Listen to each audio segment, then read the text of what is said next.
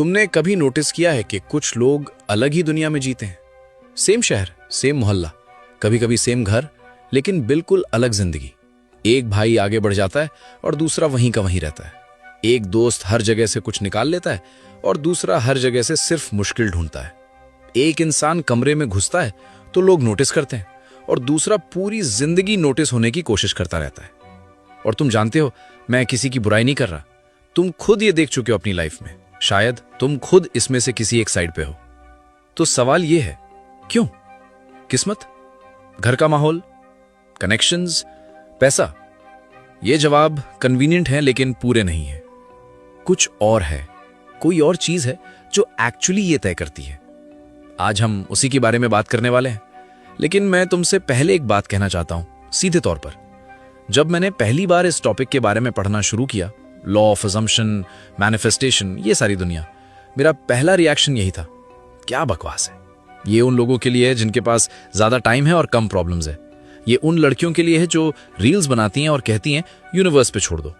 ये मेरे लिए नहीं था, क्योंकि मेरी जिंदगी रफ रही है और मैंने एक चीज सीखी है, जब असली मुश्किल आती है, मतलब रियल ट्रबल, तब तुम्हारी पहचान जितने लोगों से भी है, 2, 5, 10, 50, उनमें से 99% लोग पीछे हट जाते हैं।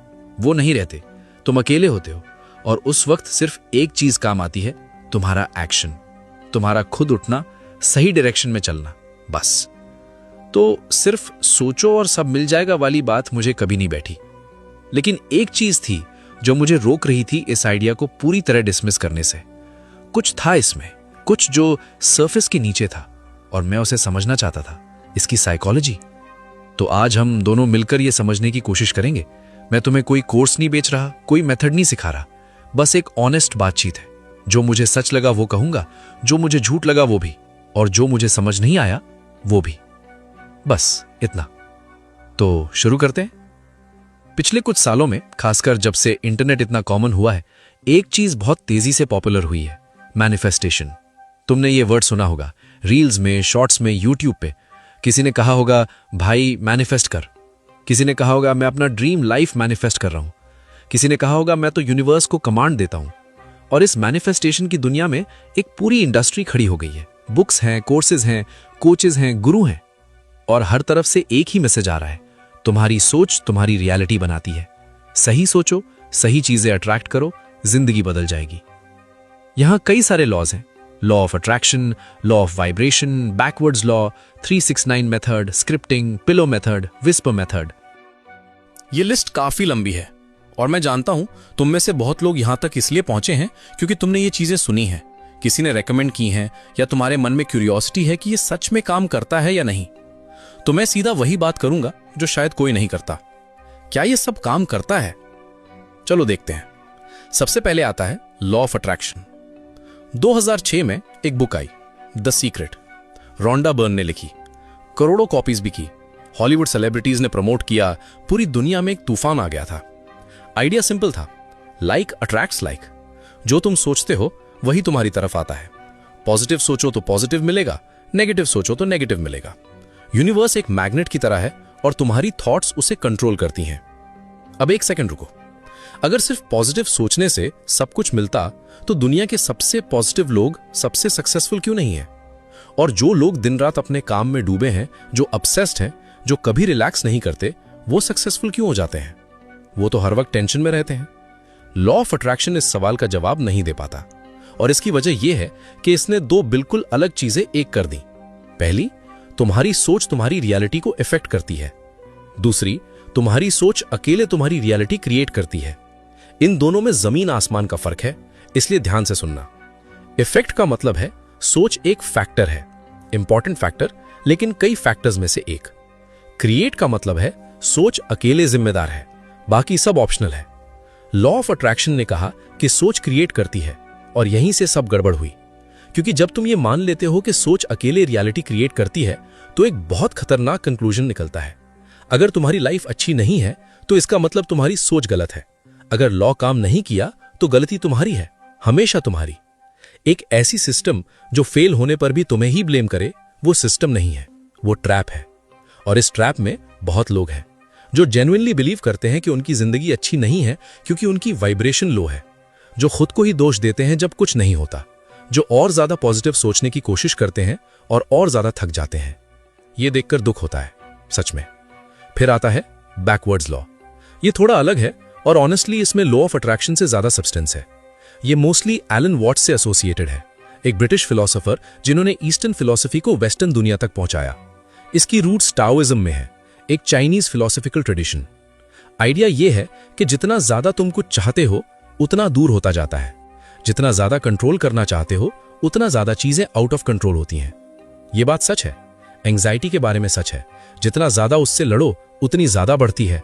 नींद के बारे में सच है, जितना फोर्स करो उतनी दूर जाती है। रिलेशनशिप्स के बारे में सच है। लेकिन यहां एक प्रॉब्लम है। बैकवर्ड्स लॉ तुम्हें बताता है कि अटैचमेंट छोड़ो, ओवर ट्राइंग बंद करो, लेकिन उसके बाद क्या करो ये नहीं बताता।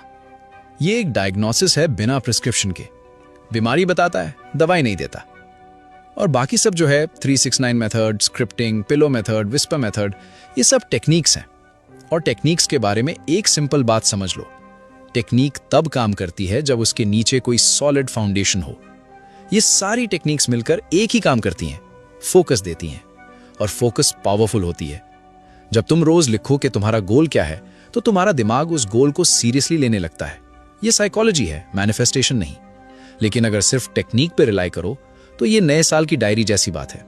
जनवरी में शुरू, फरवरी में बंद, दिसंबर में याद भी नहीं, क्योंकि टेक्निक ने कुछ नहीं बदला। जो चीज एक्चुअली चेंज होनी चाहिए थी वो अनटच्ड रही। तो सवाल यह है, वो चीज क्या है? वो क्या है जो एक्चुअली सबको ड्राइव करती है? इसका जवाब देने से पहले मैं तुम्हें एक बात पूछना चाहता हूं। दो लड़के हैं, एक इंटरव्यू देने जाते हैं। दोनों की प्रिपरेशन सेम है, दोनों के आंसर्स सिमिलर हैं, दोनों ने इक्वली मेहनत की है। लेकिन पहला लड़का अंदर से ये फील करता है कि यार इनके जैसा मैं नहीं हूं, ये लोग मुझसे बेटर हैं, शायद मेरा हो जाए, पता नहीं। और दूसरा लड़का अंदर से ये फील करता है कि मैं इस रूम में फिट हूं, मुझे यहां होना चाहिए, ये मेरी जगह है। अब बताओ कौन सिलेक्ट होगा? ज्यादातर वक्त दूसरा। और लोग कहेंगे यार वो कॉन्फिडेंट था, उसकी पर्सनैलिटी अच्छी थी, उसमें कुछ था। लेकिन वो कुछ क्या था? वो ये था कि उसके अंदर से एक अजम्पशन था, एक गहरी फीलिंग, एक इनर सर्टेनिटी कि मैं यहां बिलोंग करता हूं। और पहले लड़के के अंदर एक अलग अजम्पशन था कि शायद मैं नहीं बिलोंग करता। दोनों की बॉडी लैंग्वेज अलग थी, बोलने का तरीका अलग था, आंखों में जो था वो अलग था। इंटरव्यूअर ने महसूस किया, बिना जाने के क्यों। ये लॉ ऑफ अजम्पशन है। ये विशफुल थिंकिंग नहीं है। ये सोचना नहीं है कि मैं बहुत अच्छा हूं। ये वो है जो तुम अंदर से बिना किसी को बताए सच मानते हो अपने बारे में, अपनी कैपेबिलिटी के बारे में, अपनी वैल्यू के बारे में, अपनी जिंदगी के बारे में। और वो अजम्पशन, वो इनर सर्टेनिटी या इनर डाउट बाहर आता है हमेशा, हर बातचीत में, हर डिसीजन में, हर उस मोमेंट में जब तुम चूज करते हो कि आगे बढ़ना है या रुकना है। ये आइडिया नया नहीं है। ये पहली बार किसी वेस्टर्न मिस्टिक ने नहीं सोचा। ये पहली बार किसी अमेरिकन सेल्फ हेल्प ऑथर ने नहीं डिस्कवर किया।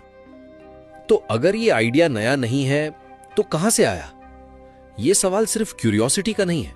ये इसलिए इंपॉर्टेंट है क्योंकि जो चीज हजारों साल से अलग अलग जगहों पर, अलग अलग लोगों द्वारा, अलग अलग भाषाओं में कही जाती रही हो, उसमें कुछ तो है। कचरा इतनी दूर तक नहीं जाता, सोना जाता है। तो चलो देखते हैं ये सोना आया कहां से। हजारों साल पहले भारत की जमीन पर कुछ लोग थे जिन्हें हम ऋषि कहते हैं।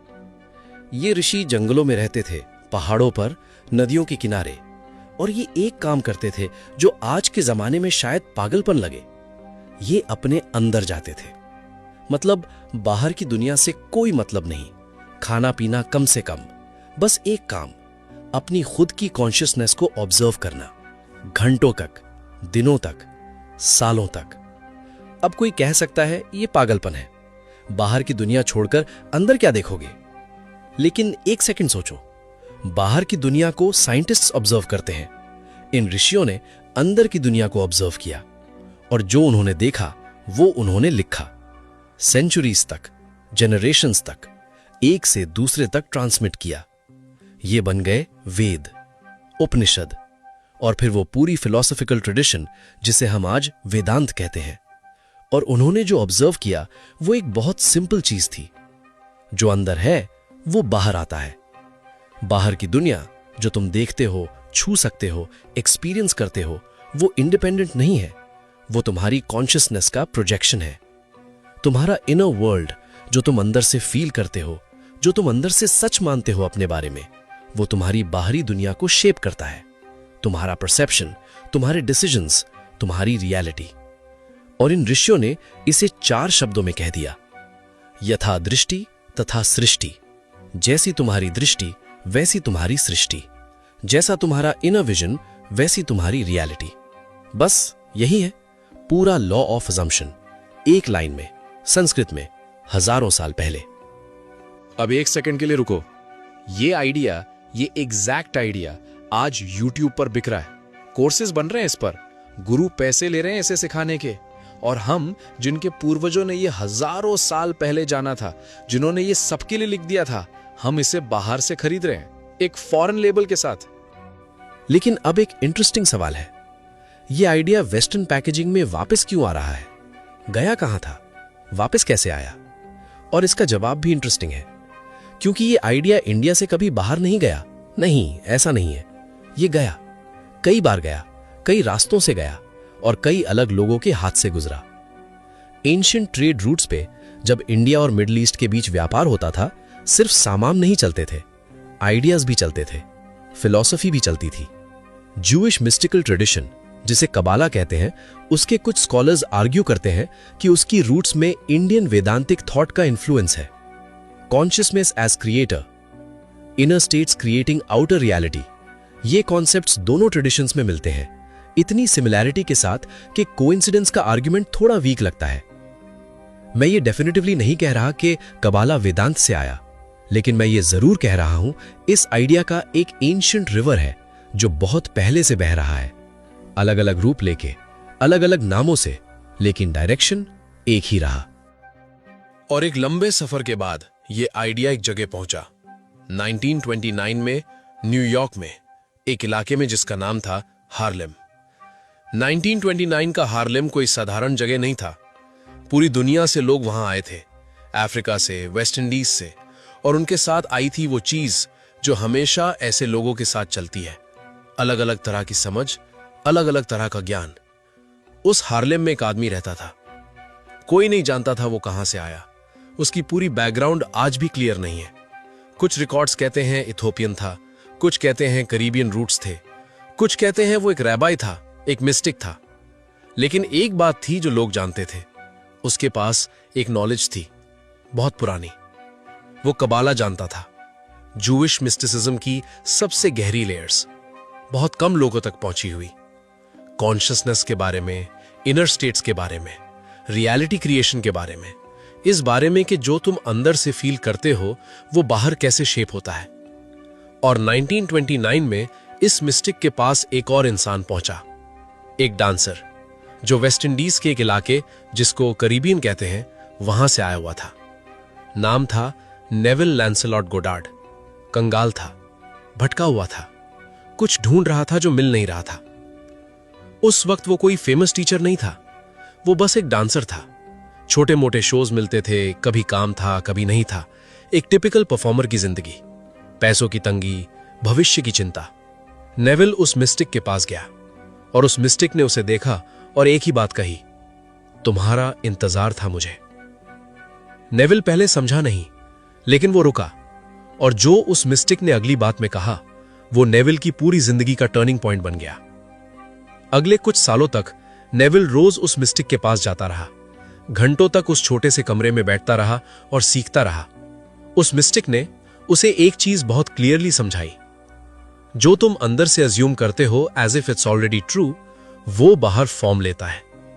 तुम्हारी इमेजिनेशन सिर्फ सपने देखने का जरिया नहीं है, वो तुम्हारी रियलिटी बनाती है, लेकिन सिर्फ तब जब तुम उस रियलिटी को फील करो अंदर से, ऐसे जैसे वो ऑलरेडी हो चुकी है।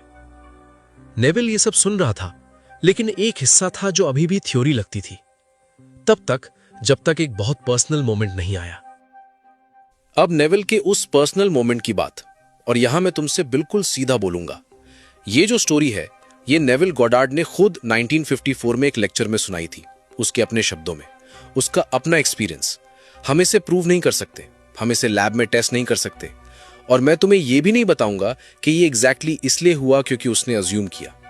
लेकिन ये स्टोरी इसलिए इंपॉर्टेंट है क्योंकि नेविल के लिए ये वो मोमेंट था जब वो सारी थ्योरी, सालों की सुनी हुई बातें पहली बार पर्सनल हो गई। और वो मोमेंट कैसा था वो सुनो। 1933 में नेविल घर जाना चाहता था। बारबेडोस में फैमिली थी, काफी वक्त हो गया था, पैसे नहीं थे, टिकट के लिए कुछ नहीं था। वो उस मिस्टिक के पास गया, बोला मैं घर जाना चाहता हूं, कोई रास्ता नहीं दिख रहा। उस मिस्टिक ने कहा तुम बारबेडोस में हो। नेविल ने कहा मैं समझा नहीं, मैं यहां हूं न्यूयॉर्क में, पैसे नहीं है। उस मिस्टिक ने फिर कहा तुम बारबेडोस में हो, बस इतना। नेविल वहां से निकला। उसने वही किया जो उस मिस्टिक ने कहा। रोज रात सोने से पहले वो फील करने की कोशिश करता जैसे वो बारबेडोस में है। घर की हवा, फैमिली के चेहरे, वो वार्मथ जो घर में होती है। कुछ हफ्ते बाद भाई का खत आया। उसमें बारबेडोस की फर्स्ट क्लास रिटर्न टिकट थी। भाई ने खुद भेजी थी, बिना मांगे। अब मुझे पता है ये सुन के क्या लगा, मुझे भी यही लगा। सोचा और टिकट आ गई। ये तो वही फेरी टेल है, वही लॉ ऑफ अट्रैक्शन वाली बात। कोई गरीब आदमी रात को सोए और फील करे कि वो अमीर है, तो क्या सुबह पैसे आ जाएंगे? नहीं। और मैं तुमसे ऑनेस्टली कहूंगा, इस स्टोरी को लॉजिकली एक्सप्लेन करना मेरे लिए पॉसिबल नहीं है। मैंने कोशिश की, और जितनी कोशिश की उतना फोर्स लगा, क्योंकि ये स्टोरी नेविल गॉडार्ड का पर्सनल एक्सपीरियंस है, उसका अपना। और वो इसे एक स्पिरिचुअल इवेंट की तरह प्रेजेंट करता था, किसी लॉजिकल चेन की तरह नहीं। तो मैं इसे वैसे ही रहने देता हूं। लेकिन एक सवाल है जो मैं जरूर पूछना चाहता हूं। इस स्टोरी में जो एक्चुअली इंटरेस्टिंग है वो टिकट नहीं है, वो ये है कि एक आदमी था जो ब्रोक था, स्टक था, कोई रास्ता नहीं दिख रहा था, और उसने अपनी अंदर की स्टेट को डेलिबरेटली बदलने की कोशिश की, रोज, बिना किसी गारंटी के, बिना किसी साइन के। और कुछ हुआ। कैसे हुआ ये मैं नहीं जानता, ये नेविल भी शायद पूरी तरह नहीं जानता था। लेकिन ये आइडिया कि तुम्हारी अंदर की स्टेट डेलिबरेटली बदली जा सकती है, ये आइडिया अकेले खड़ा है इस स्टोरी के बिना भी, और इसे साइंस ने कंफर्म किया है अपने तरीके से। अब नेविल ने सारी जिंदगी एक ही काम किया, जो सीखा था वो सिखाया। 1938 से 1972 तक बिना रुके लेक्चर्स दिए, न्यूयॉर्क में, लॉस एंजलिस में, घंटों तक, सालों तक। 1938 से 1972 तक लगभग बिना रुके, और 1950s में लॉस एंजलिस में टीवी पे 26 एपिसोड्स किए। एक जमाने में जब टीवी पे आना बहुत बड़ी बात थी। एक ही बात बार बार अलग अलग तरीके से कही।